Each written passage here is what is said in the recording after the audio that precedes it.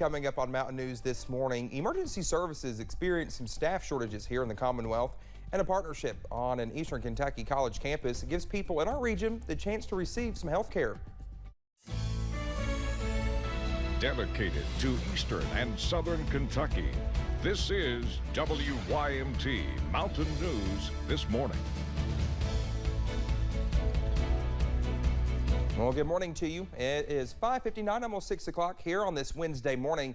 I'm Dakota Makrist. Let's head over to Brandon for a look at your forecast. And Brandon, I said it was Wednesday this time, not Tuesday. So good job for me. That's right. We're in the middle of the week and we're getting ready to start the downhill slope. So don't put us back at the beginning of the week when we're still trying to come up. No, I'm going to. We're already in Friday in my mind. So listen, I'm that James Taylor song, "Gone to Carolina" in my mind. But yeah, we're just we're trying to get through today, trying to get through this week. And it's been a chilly morning across the region. Let's take a look, see what's going on over at Pikeville, US 119, US 23. And we are continuing to see some cloud cover and some fog over that way this morning, so continue to be careful. Also chilly, 28 Irvin, 36 Somerset and Jacksboro. A lot of low 30s out there. Also 36 Logan. Just notice that there on the map as well. So again, just take it easy out there. A little extra to max warming needed on the coffee meter. It is cold. There could be some patchy frost in some spots this morning. 62 the average high for this time of the year. 47 the forecast high. 81 the record at the National Weather Service office at Jackson. Set back on this day in 2003. Dakota?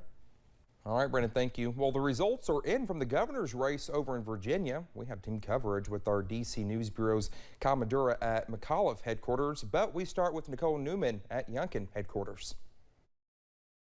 Last night, a crowd celebrated, hoping Glenn Youngkin would become the first Republican to take office since 2009. Excitement built throughout the evening as the lead built. Now we know that Youngkin made a last-minute blitz on Election Day across Northern Virginia, visiting polling places, trying to connect with those last-minute voters, as well as even shooting hoops at a local middle school. Here's what he told a crowd of his supporters last night. Together, we will change the trajectory of this Commonwealth.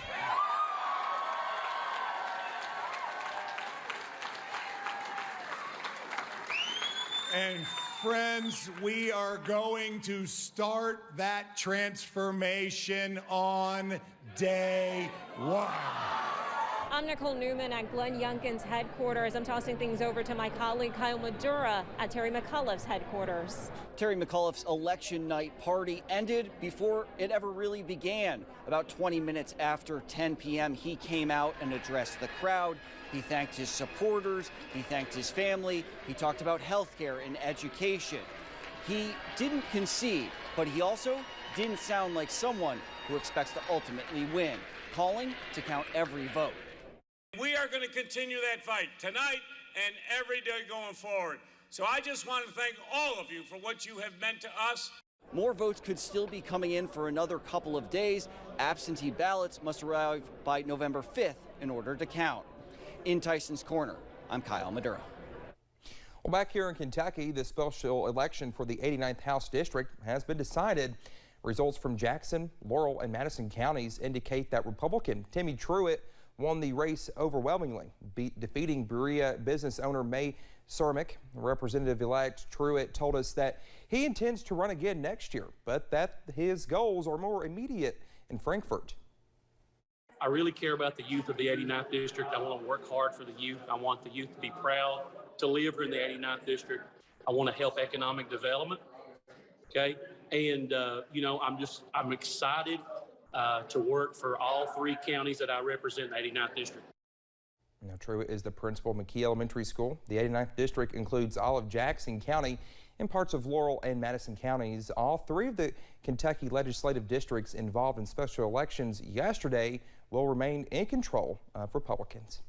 State Representative Regina Huff will not seek re-election next year.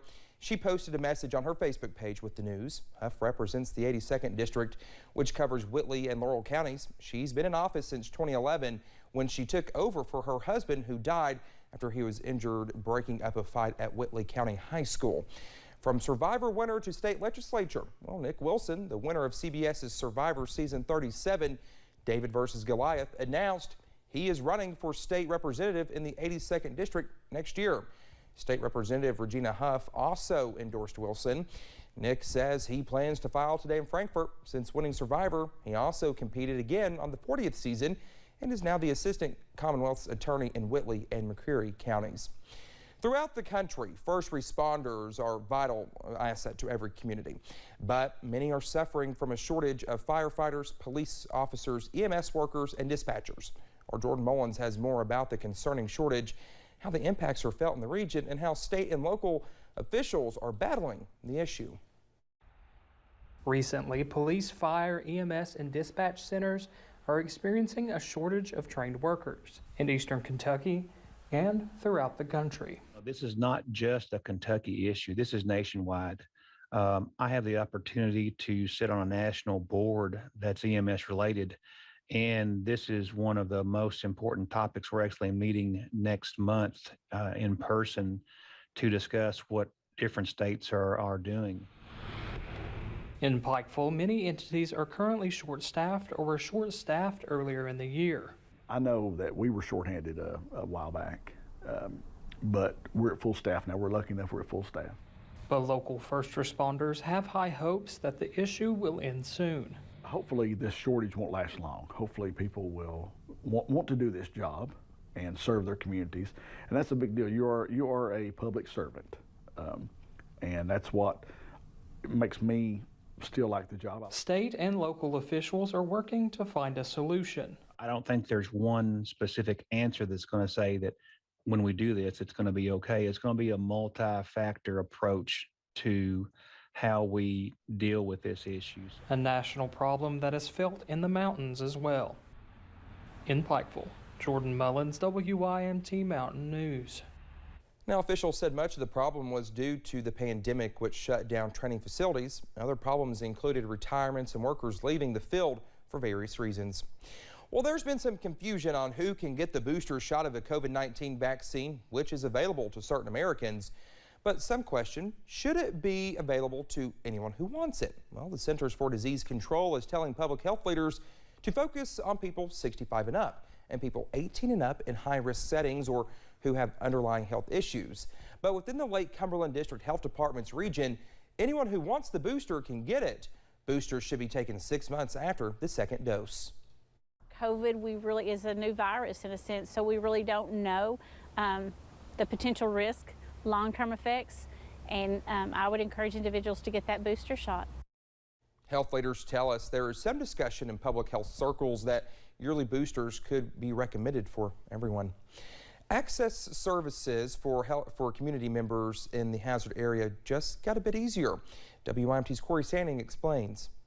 A health-driven initiative with community members in mind. We have Johnson & Johnson, Pfizer, Moderna, and we're also giving flu shots, and we are also doing regular sick visits and things like that. We do everything that we can do at the clinic out here on this bus. Hazard Community and Technical College partnering with the Little Flower Clinic for a Vaccine Go event, providing easy access to health services to everyone in the area. We're just trying to get out to the part of the community that, not only can't get to us, but we're just trying to get out to them. In addition to the normal population, HCTC students are also being offered services, helping ease concerns for HCTC officials. I expect that we'll see a large increase in the number of our students who are vaccinated as a result of having the van here on campus, while benefiting the community as a whole. We certainly are trying to help out with vaccine hesitancy by making the vaccine be as quick and painless as possible, with more than just personal safety in mind. Many of us have family members that we want to keep safe from the COVID virus, and becoming vaccinated is one way for us to do that. Lending a helping hand by giving health care on wheels. In Hazard, Corey Sanning, WYMT Mountain News. Well, Dr. Linden also says while the college does not mandate vaccinations, it strongly encourages them.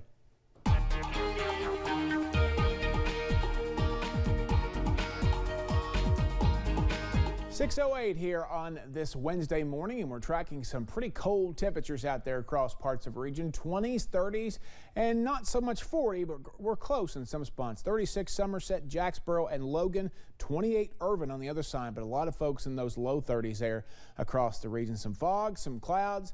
29 in Lexington, but 40 in Nashville this morning, close to 40 there in the Tri-Cities, 27 in Cincinnati, 37 in Paducah, 47 this afternoon, mainly cloudy.